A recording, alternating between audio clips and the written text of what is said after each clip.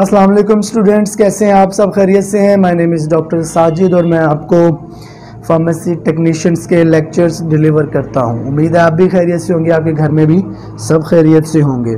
आइए आज का लेक्चर स्टार्ट करते हैं, जो कि है फिजियोलॉजी और anatomy chapter number 6।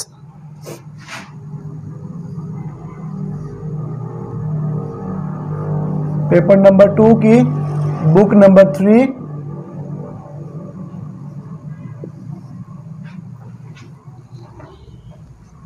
Chapter number 6 है हमारा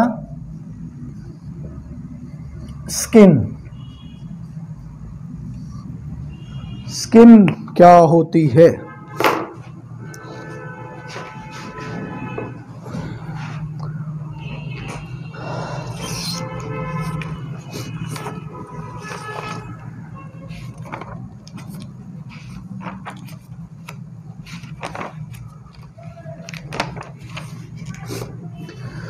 सबसे पहले इंट्रोडक्शन है स्किन का।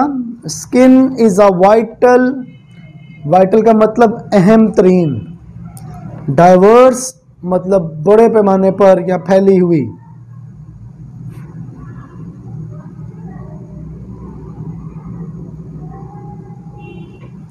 कॉम्प्लेक्स पेचीदा, मजबूत,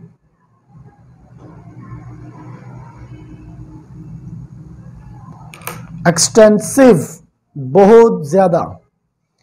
These adjectives describe the body largest, thinnest and one of its important organ। ये जितनी बातें हमने बोली हैं, वाइटल भी, कॉम्प्लेक्स भी, डाइवर्स भी, एक्सटेंसिव भी, ये सारे के सारे वो अल्फाज हैं जिनसे हम स्किन को डिस्क्राइब कर सकते हैं, स्किन को बता सकते हैं। स्किन जो है ये बॉडी का सबसे बड़ा, सबसे पतला और सबसे अहम ऑर्गन है, हिस्सा है। The skin it form a self repairing and protective boundary between the internal and environment of the body. आपके जिस्म के अंदरूनी हिस्से और बाहर वाले माहौल के दरमियान जो चीज़ प्रोटेक्शन बनाती है, हिफाजत देती है, वो है skin. An often hostile external environment, और आपके अंदर वाली चीज़ों को हिफाजत भी देती है और इनको महफूज बनाने के साथ साथ इनको काबू भी किए रखती है। मतलब आपके जो बॉडी का टेम्परेचर है उसको काबू करके रखेगी, आपके बॉडी के अंदर जो पानी है उसको काबू करके रखेगी, बुखारात बन के उड़ने नहीं देगी। The skin surface is the largest as the body itself. Skin जो है वो सबसे लार्जेस्ट मतलब बड़ी बॉडी है, बॉडी का हिस्सा है। The elastic covering is thinnest और the lips and the eyelids and thickest on the palms and sole. वो ये कह रहा है, ये जो आपकी स्किन है, एक तो ये इलास्टिक होती है, ठीक है, फिर मोटी पतली भी होती है। जो सबसे ज़्यादा पतली और इलास्टिक है वो होंठों पे और आँखों की पलकों पे पतली स्किन होती है। और अगर मोटी स्किन की बात करें तो आपके हथेलियों की जो स्किन है ये मोटी होती है, आपके पाँव के तलवों के नीचे जो स्किन होती है वो भी मोटी होती है as compare to lips and other body parts. इसका स्ट्रक्चर कैसे होता है, आइए इसका स्ट्रक्चर पढ़ते हैं। The skin forms the external covering of the body. Skin जो है वो आपके जिस्म के बाहर वाली जो कवरिंग है उसको बनाती है। It consist of 2 major layers of complete different type of tissues. ये 2 मेजर जो लेयर्स हैं उन पे बनी होती है, जो कि मुख्तलिफ टिश्यूज से बनी होती है। Number 1 is epidermis and number 2 is dermis.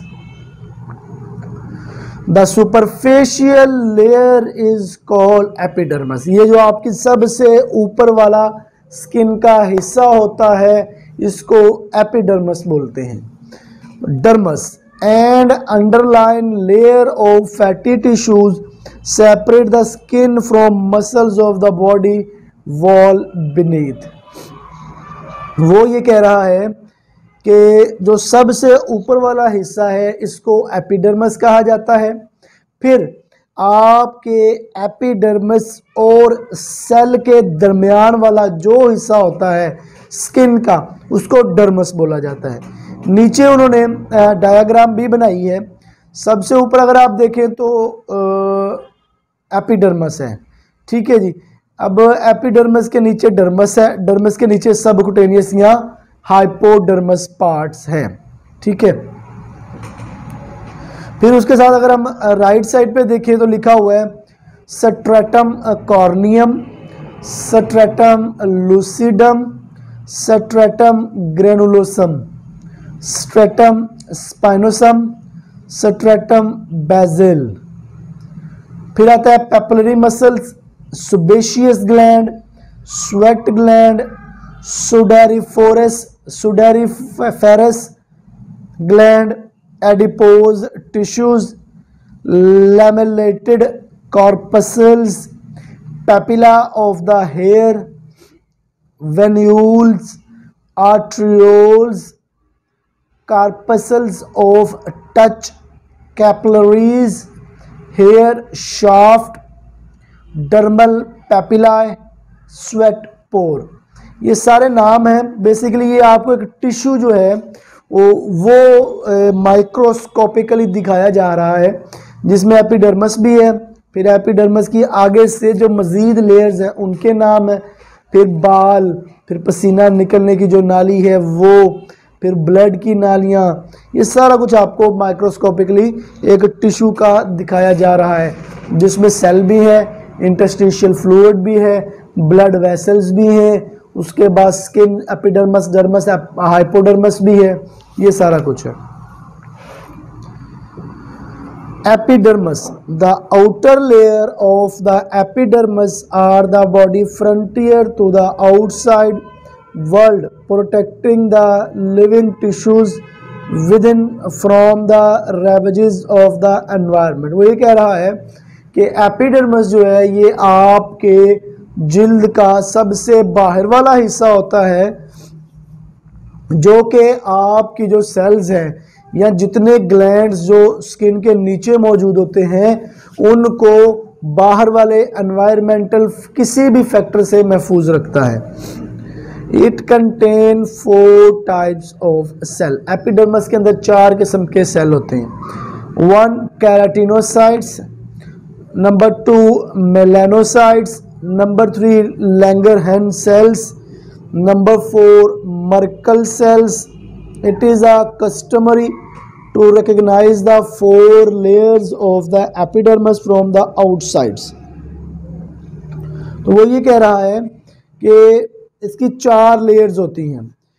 The horny layer, stratum corneum, the granular layer, stratum granulosum, the prickle cell, stratum spinosum, the basal layer, basal germinativum, stratum germinativum, thick layer stratum lucidum. और ये जो thick layer है ये सिर्फ और सिर्फ palms, हाथों की हथेलियों पे और पाँव के तलवों में मौजूद होती है। Next, dermis. द डर्मस और corneum is sometime called the true skin. Stratum या कॉर्नियम जो है इसको कभी कभार ट्रू स्किन भी कहा जाता है। Dermis is a sheet of connective tissues. Dermis जो है वो कनेक्टिव टिश्यूज की एक ऐसी शीट है दैट सपोर्ट्स द एपिडर्मस, जो एपिडर्मस को सपोर्ट करते हैं, and binds it to the hypodermis, और इसको हाइपोडर्मस के साथ बाइंड करवाते हैं। मतलब एपिडर्मस और हाइपोडर्मस के दरमियान जो जगह होती है वो डर्मस कहलाती है। It is composed of papillary and reticular layers। papillary जो है ये थिन लेयर होती है, रेटिकुलर जो है ये थिक लेयर होती है। The dermis is much thicker than epidermis.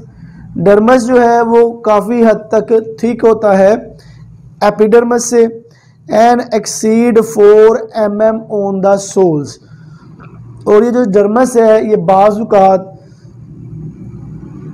Souls वगैरह में, पाँव के तलवों में 4 mm तक मोटा भी हो जाता है। और ये बारीक पतला तरीन हो जाता है जबकि ये आँखों की पलकों पर पहुंचता है, वहाँ इसका साइज 0.4 mm होता है। As a rule of thumb, अंगूठे के रूल के मुताबिक, the dermis on the ventral surface of the body and over the appendages are generally thinner than on the dorsal surface. The mechanical strength of the skin is in dermis. तो आपके skin की जितनी भी protective उसके बाद repairing या कोई भी जो पावर है वो डर्मस में ही होती है। Structure of the dermis, the main basic structure of the dermis is a dense network of criss crossing protein.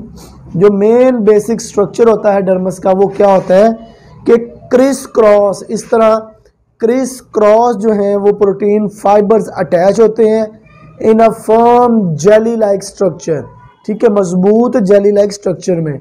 The fibres are of 2 kinds. 2 किस्म के फाइबर्स होते हैं protein fibres. Number 1 collagen fibre, number 2 elastic fibres.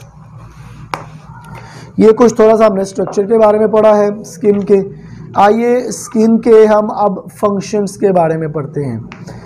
The skin is the largest organ of the body. Skin जिस्म का सबसे बड़ा organ है। This elastic protective covering is thinnest on the lips. ये जो इलास्टिक और प्रोटेक्टिव कवरिंग है किसकी, स्किन की, ये सबसे पतली होती है लिप्स के ऊपर और आईलिड्स के ऊपर। And thickest on the palms and soles. हाथों की हथेलियों और पाँव के तलवों पर ये सबसे ज़्यादा मोटी होती है। Following are the functions of the skin. Skin के जो है वो फॉलोइंग फंक्शंस हैं। Number 1 heat regulation. Number 1 heat regulation. The skin regulates body temperature by sweating. The skin regulates body temperature by sweating. Skin जो है ये आपकी body का जो टेम्परेचर है उसको पसीने के ज़रिए कंट्रोल करती है। Which is the production of moisture, which is the production of moisture by the sweat gland. ये स्वीट नहीं है, स्वेट ग्लैंड है। ठीक है जी। तो जो पसीना पैदा करने वाले ग्लैंड है वो बुखारात जब बनाते हैं, मॉइस्चर जब बनाते हैं, उससे आपकी बॉडी की हीट कंट्रोल होती है।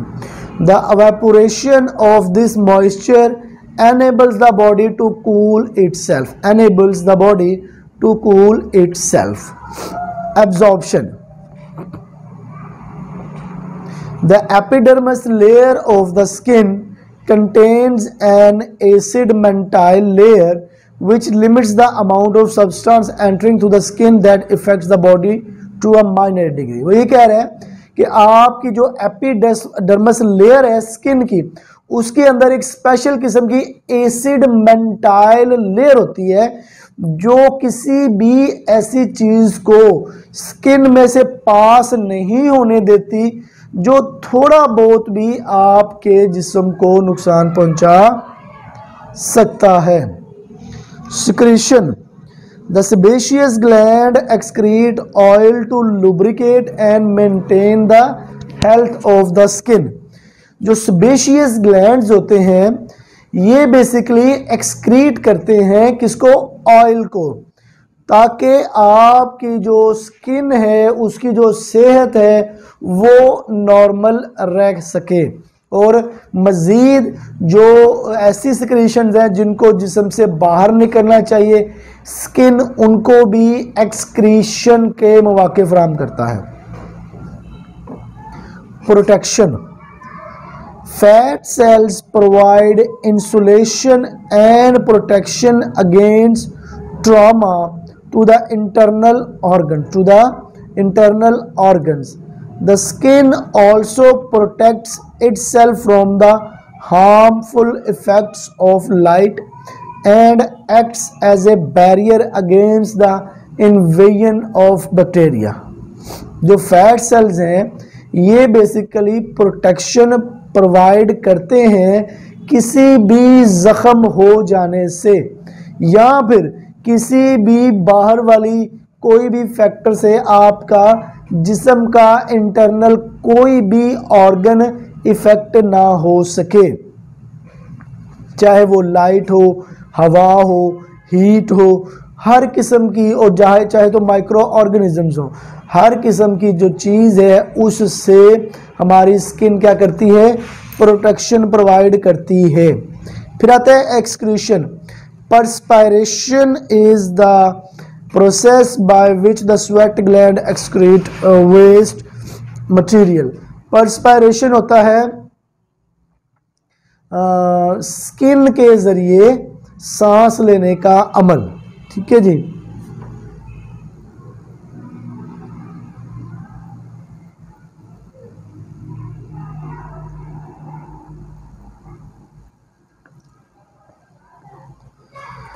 स्किन के ज़रिए सांस लेने का अमल। तो बेसिकली जो परस्पायरेशन है मतलब आपकी स्किन जब जब सांस लेती है तो कुछ चीज़ों को वो बॉडी से एक्सक्रीट आउट करती है ताकि आपकी बॉडी का ज़ायद जो मादा है, जो फजूल मादा है, वो जिस्म से बाहर निकल जाए। Sensation never ending in the skin allows us to feel heat, cold, touch, pleasure, pressure and pain। वो ये कह रहा है कि हमारी जो स्किन है ये हमें सेंसेशन, सेंस भी मुहैया करती है। किन किन चीज़ों का, कि गर्म ठंडे का, किसी चीज़ का टच हो जाना, किसी चीज़ की प्रेशर महसूस होना, कोई दर्द महसूस होना, प्लेयर महसूस होना, ये सारा कुछ क्या है, सेंसेशन प्रोवाइड किया जाता है। Production of vitamin D. The skin produces vitamin D in the presence of sunlight. जो स्किन है और ये बेसिकली प्रोड्यूस करती है विटामिन डी को सनलाइट की मौजूदगी में। तो फिर हमारी स्किन जो है हमारे लिए विटामिन प्रोड्यूसिंग ऑर्गन भी हुआ। इसके बाद आता है इम्यूनिटी, कुव्वत मुदाफ़ियत। Specialised cells attach to and destroy pathogenic microorganisms are found in the skin and play important role in the immunity. वो ये कह रहा है एक तो आपकी स्किन किसी भी माइक्रो ऑर्गेनिज्म को आपकी बॉडी के अंदर जाने नहीं देती। अगर कोई micro organism, bacteria, fungi, virus वगैरह स्किन के ज़रिए आपकी बॉडी में दाखिल भी हो जाए तो यही स्किन उसके साथ कुव्वत मुदाफ़ियत देती है, लड़ाई करती है और फिर उस माइक्रो ऑर्गेनिजम्स को ख़त्म कर देती है। Social effect of skin. Social भी बहुत बड़ा इसका इफ़ेक्ट है। बाइट्स, कलर, आपकी जो बॉडी का कलर है वो भी बड़ा अहम होता है। फिर मतलब माशरे में बड़ा असर डालता है। फिर होता है इसकी खुशबू, आपके स्किन की जो खुशबू है वो भी बड़ा असर डालती है। फिर आपके स्किन का जो टेक्सचर होता है, मतलब आपका जो नक्श वगैरह होते हैं, कुछ की जिल्द जो है वो करली होती है, कुछ की जिल्द स्ट्रेट होती है, कुछ की पिंपल्स वाली होती है। तो ये सारे टेक्सचर्स जो है, कुछ की जवान, कुछ की बूढ़ी स्किन होती है। तो ये जो कलर है, ये जो टेक्सचर है, ये जो खुशबू है, ये सोशल और सेक्सुअल सिग्नल्स को भी जन्म देती है। मतलब कुछ खूबसूरत लोग जो हैं, ज़ाहिर बात है उनको देख के मन को आराम भी आता है कभी कभार, और कभी कभार जो है वो मन को दूसरी फीलिंग्स भी आती हैं।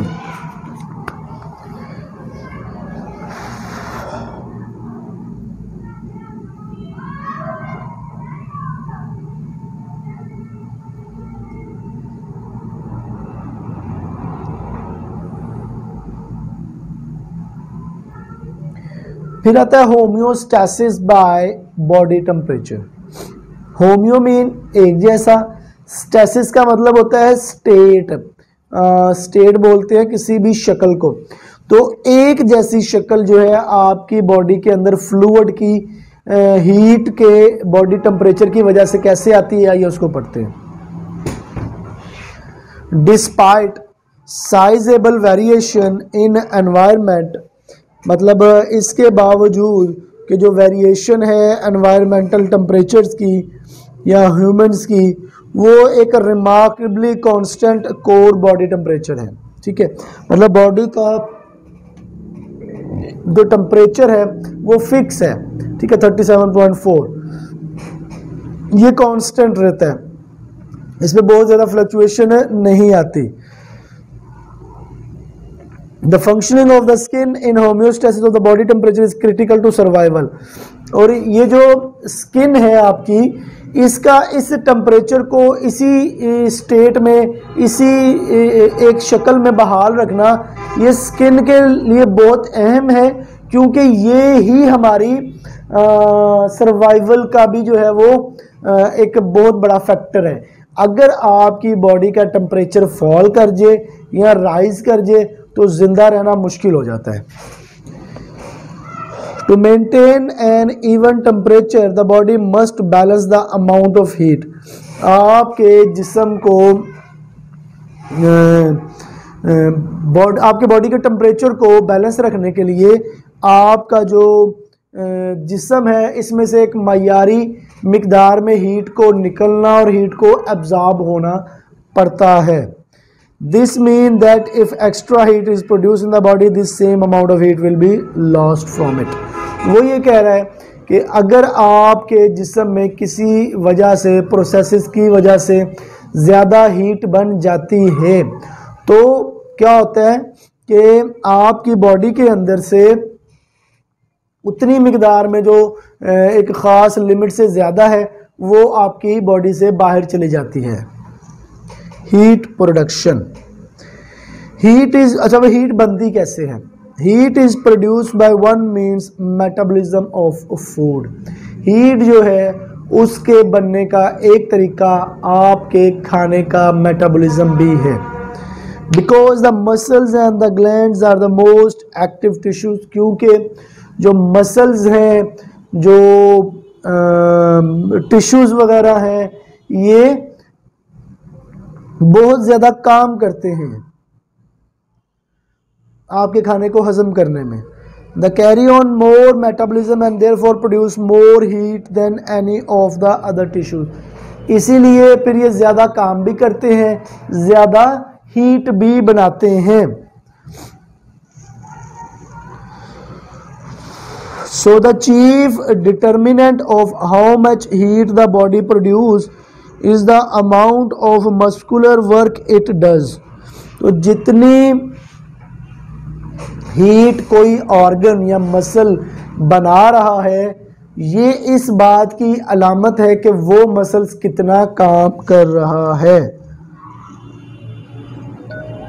During exercise and shivering, exercise होना, अब कोई एक्सरसाइज करता है और या फिर कोई कांपता है, तो ये बेसिकली क्या है? Metabolism and heat production increase greatly. इससे फिर क्या होता है कि आपके जिस्म के अंदर हीट प्रोड्यूस होती है और आपकी बॉडी का टेम्परेचर मेंटेन किया जाता है। बट ड्यूरिंग स्लीप, लेकिन रात को सोते हुए, when very little muscular work is being done, रात को सोते हुए जब मसल्स बहुत थोड़ा काम कर रहे होते हैं, metabolism and heat production reduces, तो फिर मेटाबॉलिज्म भी कम हो जाता है, हीट का बनना भी कम हो जाता है। Heat loss, as already stated, जैसा कि पहले ही कहा जा चुका है, when mechanism the body uses to maintain a relative consistency of internal temperature is to regulate the amount of heat loss। ये पहले ही बताया जा चुका हुआ है कि अंदर वाला जो सिस्टम हमारा है बॉडी का, उसके टेम्परेचर को नॉर्मल रखने के लिए अब जो हीट बन रही है वो बॉडी से लॉस भी होती है, बॉडी से बाहर भी निकलती है। Some 80% और more of this heat transfer occur through the skin। और जितनी हीट बन रही है उसका जो 80% है वो आपके स्किन के ज़रिए जिस्म से खारिज होता है। The reminder take place in mucous membrane, और बाकी जो 20% है वो म्यूकस मेम्ब्रेन के ज़रिए होता है। If heat must be conserved to maintain a constant body temperature, और अगर हीट को कंजर्व किया जाए कि एक बॉडी टेम्परेचर कायम हो सके, डर्मल ब्लड वेसल कॉन्स्ट्रिक्ट, जो डर्मस के अंदर जो ब्लड वेसल्स होती हैं वो कॉन्स्ट्रिक्ट कर जाती हैं, वैसो कंस्ट्रिक्शन हो जाती है, keeping most of the warm blood circulating deeper in the body. फिर उससे क्या होता है कि जो गर्म खून होता है वो जिस्म के अंदर वाले हिस्सों में ही घूमता रहता है, वो स्किन के ऊपर वाले जो डर्मस है उसमें नहीं आता, वो कंस्ट्रिक्ट कर जाती हैं। अगर वहाँ पर वो कंस्ट्रिक्ट ना करें, अगर वो वहाँ पर आए तो फिर वो हीट वहाँ से लॉस हो जाए, स्किन से बाहर निकल जाए, तो आपकी बॉडी का टेम्परेचर मज़ीद ठंडा हो जाएगा। तो बॉडी के टेम्परेचर को मेंटेन करने के लिए ये एक तरीका भी आजमाया जाता है। If heat loss must be increase to maintain a constant temperature, अगर हीट जो है वो लॉस हो जाती है आपके जो बॉडी का टेम्परेचर है उसको मेंटेन रखने के लिए, the dermal blood vessels widen increasing the skin supply to the warm blood from deeper tissues. तो फिर क्या होता है कि अगर स्किन से जो हीट है वो लॉस हो जाती है तो जो अहम चीज़ है लाइक आपका जो वेसल्स हैं डर्मस के अंदर वो डायलेट हो जाती हैं, और फिर क्या होता है कि आपके जो डीप टिश्यूज़ है, डीप ऑर्गन है, वहाँ से ब्लड जो है वो मूव करता हुआ डर्मस के पास आता है।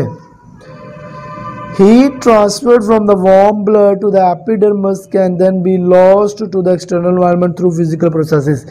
जो हीट जो है ब्लड से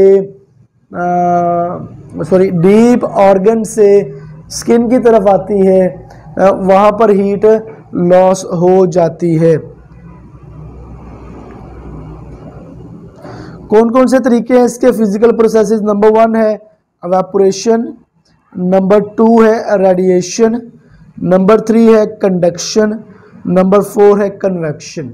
ये 4 मुख्तलिफ किस्म के जो है ना वो प्रोसेसेस है जिनके ज़रिए बॉडी से हीट लॉस होती है।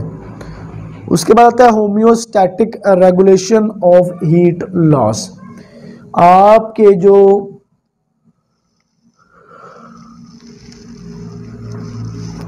आपकी बॉडी से हीट के लॉस होने का जो होम्योस्टैसिस है ये रेगुलेट कैसे होता है, ये उसको पढ़ते हैं। The operation of the skin blood vessels and sweat gland must be coordinated carefully. जो ऑपरेशन है स्किन का, ब्लड वेसल्स का या स्वेट ग्लैंड का, वो मस्ट बी कोऑर्डिनेटेड केयरफुली, उसको अच्छे तरीके से कोऑर्डिनेट किया जाता है। And must take into account movement by movement fluctuation in the body temperature, और फिर बार बार ये नोट भी किया जाता है हर लम्हे क्या तब्दीली आ रही है आपकी बॉडी के टेम्परेचर में, कितना चेंज हो रहा है।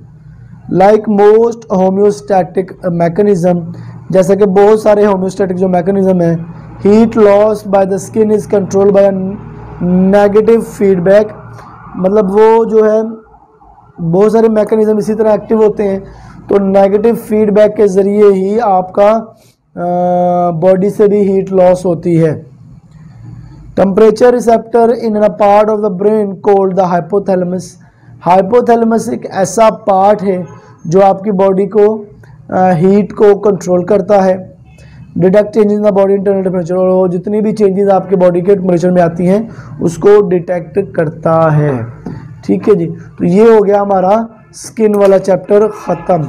सबसे पहले तो हमने पढ़ा कि स्किन होती क्या है, इसके डेफिनेशन क्या है, फिर हमने पढ़ा कि स्किन का स्ट्रक्चर क्या है, एपिडर्मस और डर्मस, फिर हमने इसकी चंद एक फंक्शंस को भी पढ़ा, heat regulation, absorption, secretion, protection, excretion, sensation, production of vitamin D, immunity, social effect वगैरह, ये सारे हमने पढ़े हैं। नेक्स्ट है जीआईटी। नेक्स्ट क्या है? GIT, gastrointestinal tract. ये हमारा चैप्टर नंबर 7 है। इसको ओपन करिए, इसको पढ़ते हैं।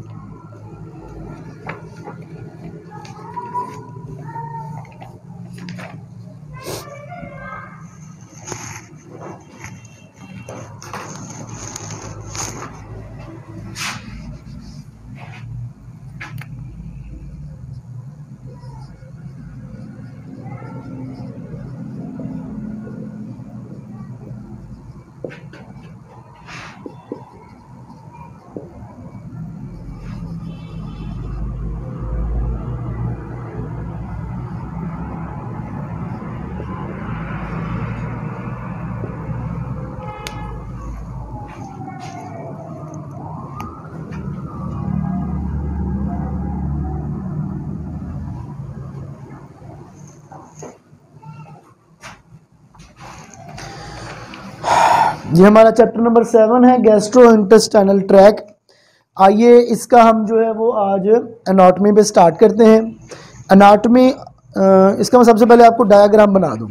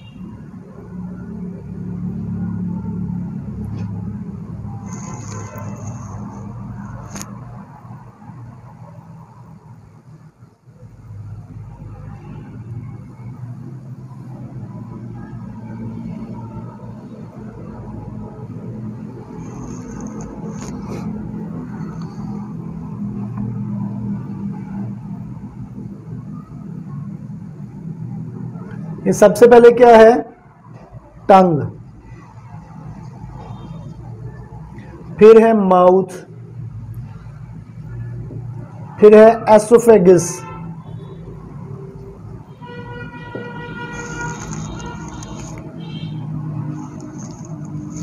फिर है स्टमक,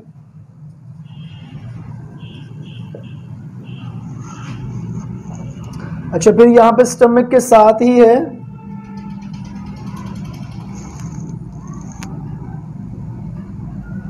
लिवर,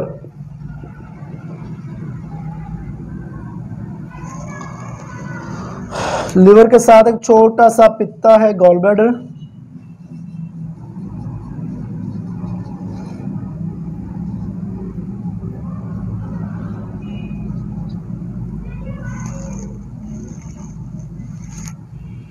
यहां पर है पैनक्रियाज,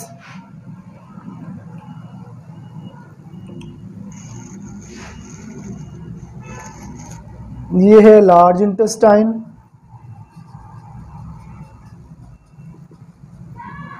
ये है small intestine,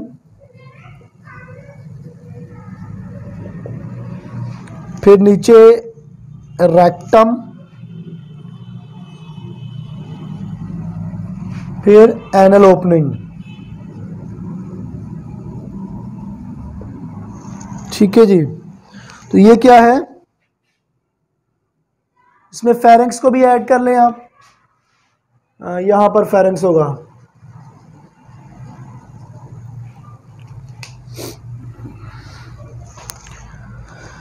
The digestive system in the body of the human being is composed of long muscular tube called GIT.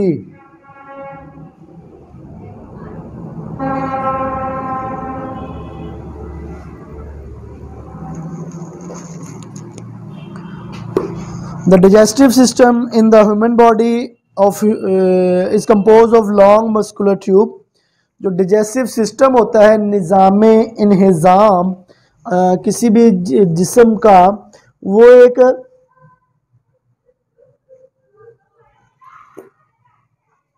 एक लॉन्ग मस्कुलर ट्यूब जो है उस पे इन्हिसार करता है, जिसको गैस्ट्रो इंटेस्टाइनल ट्यूब कहते हैं, GIT। और alimentary canal and accessory organs, इसको एलिमेंट्री कैनाल्स भी कहते हैं। और GIT किस पे डिपेंड करती है? एक लॉन्ग ट्यूब पे, ठीक है, और उसके साथ जुड़े हुए कुछ ऑर्गन्स के। The GIT runs through the ventral body, ये आपकी बॉडी के पूरे वेंट्रल रन करती है, from the mouth to the anus, and consist of the oral cavity, pharynx, oesophagus, stomach, small intestine, large intestine, rectum and anal. तो ये oral cavity से start होकर pharynx, oesophagus, stomach, small intestine, large intestine और rectum, anus तक जाता है। Digestive system consist of the following organs, और इसमें मुख्तलिफ जो हिस्से होते हैं वो कौन कौन से होते हैं? हमने कुछ नाम अभी लिए हैं। ओरल कैविटी है, फेरिंक्स है, एसोफेगस है, स्टमक है, small intestine, large intestine, rectum है, फिर उसके बाद एनस है, लिवर भी है, गॉल ब्लैडर भी है और पैनक्रियाज भी है। ये तीन चीज़ें बड़ी अहम हैं इसके साथ।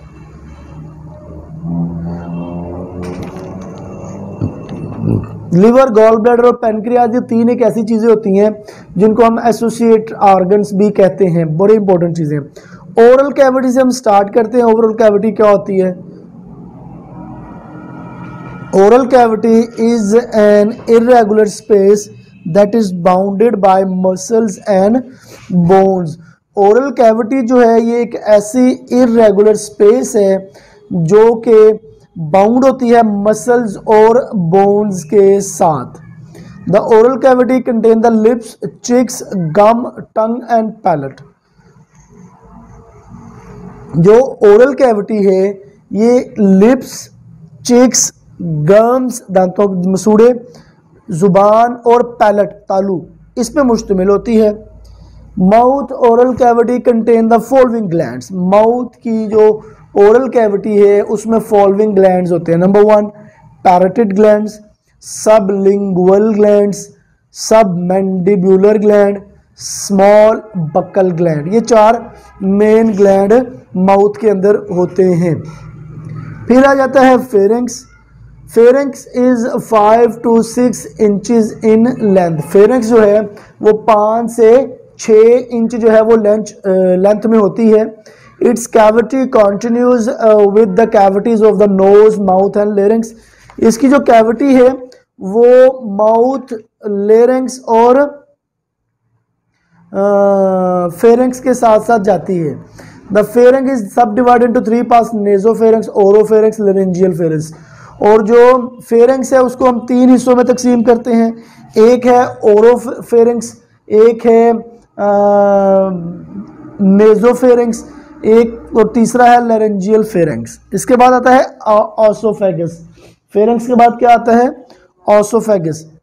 It is about 25 centimetre long. जो एसोफेगस है वो 25 सेंटीमीटर लॉन्ग होती है एंड 2 सेंटीमीटर इन डायामीटर, और इसकी जो मोटाई है वो 2 सेंटीमीटर होती है। It lies in median plate in thorax. ये मीडियन प्लेट जो है थोरैक्स इसके सामने लाई करती है, in front of the vertebral column, vertebral column के सामने, behind the trachea and heart, trachea और हार्ट के बिल्कुल पीछे। It starts from the pharynx and end in the stomach. फिर आ जाता है स्टमक. क्या होता है? Stomach is a large muscular bag that connective above to the lower end of esophagus and below the duodenum. जो स्टमक है ये एक बहुत बड़ा मस्कुलर बैग होता है जो कि ऊपर की तरफ एसोफेगस से जुड़ा हुआ होता है और नीचे की तरफ स्मॉल इंटेस्टाइन के पहले हिस्से ड्यूडिनम के साथ जुड़ा हुआ होता है. It is a J shaped organ. ये एक जे, जैसे जे लिखते हैं ना इंग्लिश का, उस शक्ल में एक ऑर्गन होता है. It is 10 inches in length. ये 10 इंचेस लेंथ में होता है. Stomach divide into following parts. Stomach के फॉलोइंग पार्ट्स होते हैं. Number 1 fundus, number 2 body, number 3 pyloric antrum. ठीक है जी. इसके साथ इसके दो जो है वो स्फिंक्टर्स भी होते हैं. पहला है कार्डियल स्फिंक्टर और दूसरा होता है पाइलोरस स्फिंक्टर. नेक्स्ट आता है small intestine. The small intestine extends from the stomach to the ileocaecal junction. Small intestine जो है ये बेसिकली स्टमक के बाद से स्टार्ट होता है और इलियोसिकल जो जंक्शन है वहां तक जाता है. The length of the small intestine is about 6.9 metre in male and 7.5 metre in female. तो मेल में जो स्मॉल इंटेस्टाइन है वो 6.9 मीटर होती है और फीमेल्स में 7.1 मीटर होती है. Small intestine lies in the abdominal cavity surrounding by the large intestine. Small intestine जो होती है ये बेसिकली आपके एब्डोमेन एरिया में होती है और इसको लार्ज इंटेस्टाइन ने घेरे हुए होता है. इसके जो पार्ट्स होते हैं वो है ड्यूडिनम, जिजिनम, इलियम. 3 पार्ट हैं जी इसके. पहले का साइज 2.5, दूसरे का साइज 2.5, तीसरे का 2 या 4 मीटर. विलाय. स्मॉल इंटेस्टाइन के अंदर एक चीज होती है, हेयर लाइक स्ट्रक्चर्स होते हैं जिनको विलाय बोलते हैं. Mucous membrane of small intestine has microscopic finger-like projection called intestinal villi. Intestinal villi, through which absorption take place. Through which absorption take place. Mucus जो मेम्ब्रेन होती है आपकी स्मॉल इंटेस्टाइन की, उसके अंदर बिल्कुल माइक्रोस्कोप के जरिए नजर आने वाले छोटे छोटे फिंगर लाइक, उंगली की तरह प्रोजेक्शन कुछ उभार से निकले हुए होते हैं जिनको हम विलाय बोलते हैं और जो स्मॉल इंटेस्टाइन में एब्जॉर्प्शन का काम करते हैं. फिर जाता है लार्ज इंटेस्टाइन. फिर क्या आता है? Large intestine. Large intestine extends from one end of the ileum to ends. तो जो लार्ज इंटेस्टाइन है ये आपके स्मॉल इंटेस्टाइन का जो आखिरी हिस्सा इलियम होता है वहां से स्टार्ट होकर एनस तक जाती है. It is about 1.5 metre long, being 1/5 of the whole extent of the intestine canal. ये 1.5 मीटर लॉन्ग होता है जिसका 5वां हिस्सा जो है वो इंटेस्टाइन कैनाल पर मुश्तमिल होता है. Large intestine is divided into following part. Number 1 caecum, number 2 colon. Colon के अंदर आता है ascending colon, descending colon, transverse colon, sigmoid colon. और चौथा पार्ट, थर्ड पार्ट है रेक्टम, फोर्थ पार्ट है एनल कैनाल. ये हमने कुछ पार्ट्स पे बात कर ली. आइए अब थोड़ी सी ये बात करते हैं कि ये करते क्या है पार्ट्स. जैसे माउथ है, mouth break up the food particle and help us in speaking language. हमारा जो मुंह है ये हमारे खाने को ब्रेक करता है, तोड़ता है और इसके साथ साथ हमारा जो बोलने का है उसमें हेल्प करता है. फिर आता है सलाइवरी ग्लैंड्स. ये क्या करते हैं? Saliva moistures and lubricate food, amylase, digest polysaccharides. तो यहाँ पर जो सलाइवरी ग्लैंड्स हैं वो सलाइवा जो प्रोड्यूस करते हैं, एक तो वो फूड को लुब्रिकेट करते हैं, दूसरा वो यहाँ पर अमाइलेज एक एंजाइम होता है जो पॉलीसेकेराइड्स को हजम करता है. फिर आता है फेरेंक्स. फेरेंक्स स्वालो करता है, बस निगलने के काम करता है। एसोफेगस मुंह और मैदे के दरमियान एक ट्रांसपोर्ट पाइप है। फिर आ जाता है मैदा, stomach stores and churns food pepsin digest protein, ये खाने को स्टोर करता है, उसको हजम करता है। फिर वहाँ पर डिफरेंट एंजाइम प्रोड्यूस होते हैं जो खाना हजम भी करते हैं, डिफरेंट माइक्रो ऑर्गेनिजम्स को किल भी करते हैं। फिर वहाँ पर स्टमक वॉल जो है अब्जॉर्प्शन भी करती है। लिवर के बारे में बात की जाए, liver break down and build up many biological molecules, ये बहुत सारी चीज़ों को तोड़ता है, बहुत सारी चीज़ों को बनाता है। absorb nutrient most water peptidase digest protein sucrase digest sugar amylase digest polysaccharides। ठीक है जी। उसके बाद है pancreas, hormone regulates blood glucose level, bicarbonates neutralise stomach acid trypsin and की chymotrypsin digest protein, amylase digest polysaccharides, lipase digest lipids. फिर small intestine की बात करें तो कंप्लीट डाइजेशन होती है। गट वॉल जो है वो म्यूकस प्रोटेक्ट करता है, अब्जॉर्ब न्यूट्रिएंट्स, सारा कुछ है। Large intestine reabsorb some water, large intestine में पानी दोबारा हजम होता है और स्टोर होती है फीसिस। रेक्टम के अंदर store and expel faeces, anus opening of the for elimination of faeces. ठीक है जी। तो ये हमारी डाइजेस्टिव सिस्टम की जो एनाटॉमी है वो ख़त्म हो गई। इसके साथ हमारा लेक्चर का टाइम भी ख़त्म हो गया है। तो नेक्स्ट जो है हम जीआईटी गैस्ट्रोइंटेस्टाइनल ट्रैक की ही फिजियोलॉजी को पढ़ेंगे। ठीक है। तो ये जो पूरे के पूरे mouth, tongue, pharynx, oesophagus, stomach, liver, pancreas, gall bladder, large intestine, small intestine, rectum और एनल है, इसको याद भी लाजिम करके आना, ताकि जब हम इसकी फिजियोलॉजी पढ़ेंगे तो आपको समझने में कोई प्रॉब्लम ना हो सके। ठीक है जी। इसमें कुछ भी और आपने पूछना हो तो मुझे ज़रूर बताइएगा। अपना ख्याल रखिएगा, अपने पेरेंट्स का ख्याल रखिएगा। मेरी तरफ से आज इतना ही। अस्सलाम वालेकुम।